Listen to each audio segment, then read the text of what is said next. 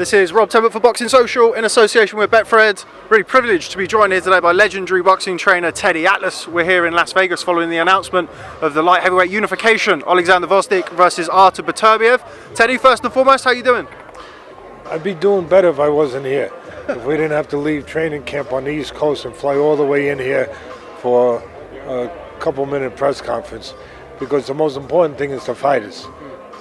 As important as you guys are, and you guys are important, of course, but the fighters and their well-being is more important. And disrupting camp is, something that you don't want to do if you don't have to. But, when it becomes part of the commitment, you do it. And here we are, flew across the country, both fighters, and it's the same problem for both fighters, the same discomfort for both. But again, you wish you didn't have to do it. But we're here, so let's talk. I think that's very interesting. Just elaborate on that. How does it disrupt camp? Do you do anything different beforehand? Have you ever flown 3,000 miles, in one day and go back in one day? It's disruptive. You're in camp, you're in your time zone, you're where you want to be, getting ready. We're in our third week, just finishing our third week. And the one thing you don't want to do is disrupt the rhythm of that, the continuity of that. And to get in a freaking plane and fly across the country, and then fly right back.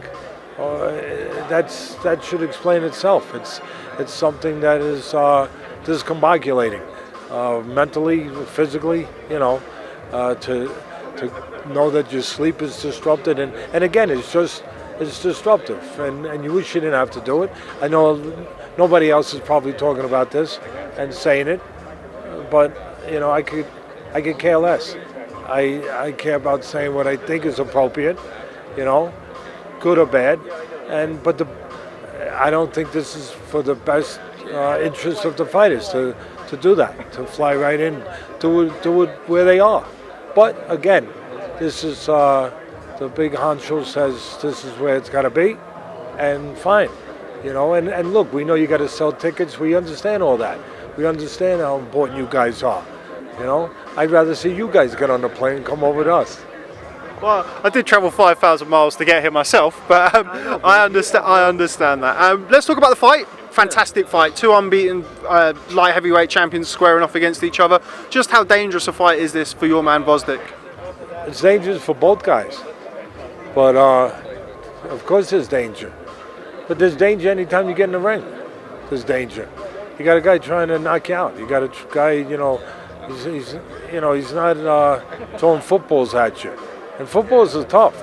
He's not hitting tennis balls to you. Tennis is competitive, and he's not even throwing fastballs. And, fastballs are difficult too in baseball. He's throwing punches at you. Yeah, there's danger. I mean, it's our business. We're in a business of danger. It's not like, gee, this is the first time we introduced that word and that understanding and that reality. But yeah, this is a tough fight. It's what it should be when you're unifying a title with two undefeated guys, and two guys that were tremendous amateurs. Beterbiev was a tremendous amateur. World amateur champion, two-time Olympian, 300, close to 400 fights. Yeah, we understand. We understand the difficulty factor, and but we also understand what we represent and what we have, and we understand the good news to everything I just said in a very upfront way, is that we know what we're facing. We're not going to be surprised. We're not going to go in there and say, gee, we didn't realize that he was this. No, we have 8 weeks of camp realizing it and preparing for it. Is this a more difficult fight for Alexander than Adonis Stevenson? That's a good question. I'm glad you traveled 5,000 miles to ask a good question. Thank you. Adonis Stevenson was the hardest puncher in boxing, maybe the second hardest. Take your pick, him or Wilder. But Adonis Stevenson had the longest reign as a champion, and he had the better delivery system than Adonis. Technically better. And boy, and he was a southpaw, and man, was he dangerous. He hit you on top of the head, he fractured your ankles. I mean, and we understood that danger. It was a very, very dangerous fight going in there. This fight, I wouldn't say this fight's more dangerous than that. I wouldn't say that. I would say it's a little different. This is a guy, who punches with the right hand. The other guy punched with the left hand. For Beterbiev, most of the danger is in the right. And he's a guy that's going to push forward for the most part. He's not only going to bring power, but he's like Adonis did, but in a different way. He's going to bring will. Will and power, a little different, baby. And it's something that you better understand the environment you're going into, and we do. But again, for one punch, I think Stevenson's not going to be matched as far as danger of that. I don't think that'll be matched. But not that this guy can't get you out with one punch, but it's a little different. This guy will, if he can't catch you with one, he's going to look to wear you down. So you have to be ready for the furnace all night.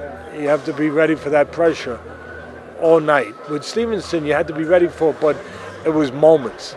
It was moments where all of a sudden that sneaky left hand could counter over your jab, could catch you by surprise. This is from the minute that guy stops singing the national anthems and that first bell rings, you better be ready all night long, because there's one thing you can count on. He's going to be there and he's going to be coming forward, and the right hand's part of it. Light heavyweight division is one of the deepest, most talent-rich divisions in all of boxing. We've got 2 world titles on the line here. There's also the Ring magazine belt, the lineal champion Alexander Gvozdyk. Does the winner of this fight solidify themselves as the number 1 in the division? Yeah, I mean, they're putting themselves at more risk than anyone else right now at the moment. Wouldn't you agree? Yeah, good. It's not me being preferential because of what side of the road I'm standing on. I mean, it's going by, facts. It's going by, what they're willing to do. These guys are willing to take their titles and put on the line. No one else has done that yet. So yeah, they would stand above. The winner of this would stand at the lead in the light heavyweight division, and he should. Speaking of the light heavyweight division, we've had the announcement today that Canelo-Alvarez is going to jump up to 175 pounds and face Sergey Kovalev. You just finding out about that? Official announcement, Teddy. Official announcement today that Sergey Kovalev will defend his WBO title against Canelo-Alvarez. What do you make of that fight? What do I make of it? I make of it that the zone needed to come up with a big fight in their billing period. That's what I make of it. I make the truth of it. I make that the zone hasn't been doing too great lately. They need to sell more subscriptions. They've had some difficulty with putting some of their stars in there with what the fans would consider more appropriate matches for the fee that they asked to pay. And listen, they laid out a lot of money to Canelo, and a lot of money to a lot of guys, Triple G to a lot of guys, and again they were staggered, like a fighter gets staggered with a punch a little bit, with not having the best consumer approval, with putting out fights that are living up to what you should live up to when you're looking to get that many people to buy subscriptions, and when you've laid out that much money. They needed to come up with a super fight. They needed to come up with a big fight with the golden goose of boxing. There's no mistake about it. Canelo's the golden goose of boxing. I mean, he's the star. He's the face of boxing to a certain extent. I mean, Lomachenko, but I mean, as far as pure power to drive pay-per-view numbers and subscription numbers, whatever the hell you want to label them, with his great Latino base, yeah, he's a man. And they needed to put him in there with somebody that would get people to say, okay, I want to come and buy, because they're in the selling business. And so it was a business move. It had to be done. I would have liked to be in the position of Kovalev. He was in a good position, baby. Why do you think the fight's happening so fast, November 2nd? That's not really enough time for him to rest and get over a tough fight. But money talks sometimes, and they needed to put it in that before the year ends, in that billing cycle. They needed to put the fight in there. You guys might as well learn what's really behind, next to the wizard when you pull that curtain back. You might as well really see all of it. And all that matters is that I hope you guys get a good fight. I hope you get a good fight. I'm favoring Canelo in that fight, but it's got intrigue because you got a light heavyweight. You got Canelo stepping up again. And, you got obviously Kovalev coming off a terrific fight where he was hurt. He looked like he was going to be gone, and he came back. But, those things don't disappear, the residual effects of those things. It's going to be tough for Kovalev, but he's getting paid handsomely for it. And again, I wouldn't have minded being his manager for that go-round when you know that when you got them where you want them on the other side and they got to kind of give in to you. Yeah, it should be interesting. It should be interesting. It'd be funny if it wasn't interesting, wouldn't it? It'd be funny if it was a blowout for Canelo, wouldn't it? Wouldn't it? But yeah, people pay to see if this light heavyweight, who was once the best light heavyweight, I always, until a guy named Ward came along, but, he was once the best light heavyweight. He's got, he's definitely gotten older. He's definitely got one foot in the shadows. Anyone's going to be honest about it. You have to see that. You have to recognize that. But it's still going to be interesting. Agreed. We are here in Las Vegas, or I've travelled to Las Vegas for Tyson Fury this weekend. Returns to action against Otto Wallin. What do you make of Tyson Fury? I think he's the best technical standpoint and knowing how to use his skill sets, his identity, putting forward his skill sets in the best presentation, the best vehicle. It's kind of like, you have talent, but you need the car to drive the talent. He has the right car to drive whatever his talent is. He puts it together in the best package, technically overall. I think he's the best heavyweight in the world from that standpoint. That he does things, he does things across the board that are better than most of the heavyweights do. He checks more columns in those categories. When you start saying, okay, A, B, C, D, E, F, G, how do I mark a fighter? He checks a lot of those columns. He's the best technical fighter in boxing right now as far as the heavyweights go. And he's the best entertainment. He's the best entertainer. That's not even an argument. He's bringing Muhammad Ali back in a different way. Whoever knew Muhammad Ali would be associated with the Gypsy King. But he's got a little Conor McGregor in him, and Conor McGregor is a genius. And he could do what he had to do too in a tough place. But he was a genius promoter, and this guy is along those lines. He knows what he's doing with that. And again, he's got size, but he uses it in a very different way. You don't see too many guys 6'8" or whatever he is, 6'9", whatever it is, fighting like a welterweight. I always say about him that he's got the mind of a lightweight or welterweight, the mentality, the way he goes about it in the body, of a behemoth. So I always say he's David in Goliath's body. I like that. You've touched on a very interesting point. He's 6'9", he's 250 pounds plus. He moves, in your words, like a welterweight or a lightweight. How would those skills culminated together transcend into other eras of heavyweight boxing? You're a boxing historian, you've worked with some great heavyweights throughout the years. How would Tyson Fury fare in other eras of the heavyweights? He would be tested more because he wouldn't be fighting the guys that he's fighting right now, quite frankly. He would be, he'd be tested with a higher level of opposition that sometimes knew how to yell out a very important word when it came to fighting tall guys. You know what that word was? Timber. he'd be fighting better guys that knew how to chop down a tree, guys that knew how to get rid of guys like Max Baer, who was a giant in his time.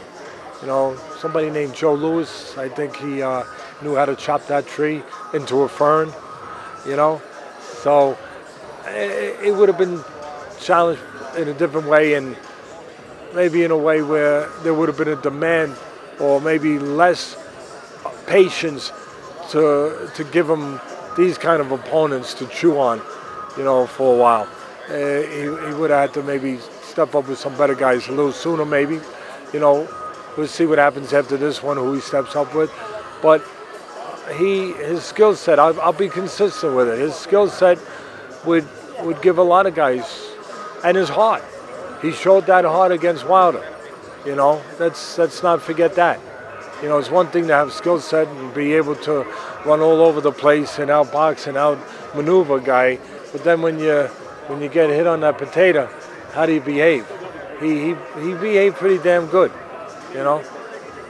As you mentioned, after this fight, general consensus is he'll go into that rematch with Deontay Wilder sometime early next year. What do you make of that rematch, and how did you see the first fight? I mean, I didn't see it as bad a decision as some people made it into. I see bad decisions like every 5 minutes. So, I called ESPN fights at ringside for 20 years, so I seen plenty worse than that. That doesn't mean it's acceptable if you get a bad decision if it's not one of the worst. It's still not acceptable, but it's inherent in this business, unfortunately. We don't have any national committee overlooking and policing this business, even though it's been around a long time. But I made it for favorite Fury, but again, I wasn't outraged because it got dropped twice. You can catch up fast that way, But I thought that he had been putting more rounds in the bank when he didn't have his fanny on the canvas those couple times, And but again, I wasn't appalled like some people were pretending to be, or maybe they were. But I think that in the rematch, maybe Wilder, what Fury's got to be careful is somebody might whisper in Wilder's ear early to throw the right hand straight. Because when he finally threw it straight, he landed it instead of looping it and throwing it like a half moon. But, it'll be a very interesting rematch, and good for boxing. And just finally, from one heavyweight rematch to another, Andy Ruiz versus Anthony Joshua heading to Saudi Arabia. What do you make of that rematch so soon after the first fight? Yeah, I think they want to find out right away if they should continue going forward. Joshua's people, with all the money that's, again, been involved, nowadays it's all about quick fixes, right? Everybody wants to get everything fixed up and move on to that, that big payroll in the sky, They want to get to the end of the rainbow, and they don't feel like hanging out under an umbrella while the weather changes. They want to get there as quick as possible.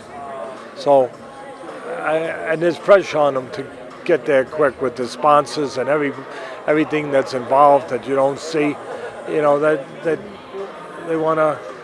But sometimes you got to be careful. My old mentor used to tell me, Customato, make hay slowly. Be careful what you're rushing towards. You might get there. And I always believe when you had a fighter who was dismantled the way he was and spit the bit, quite frankly, I don't know if you guys want to hear it over there, but the truth is the truth, whatever side of the pond you happen to be listening to it on, he spit the bit. What has changed? Something better have changed. Where he is more interested in being a champion than he showed that night.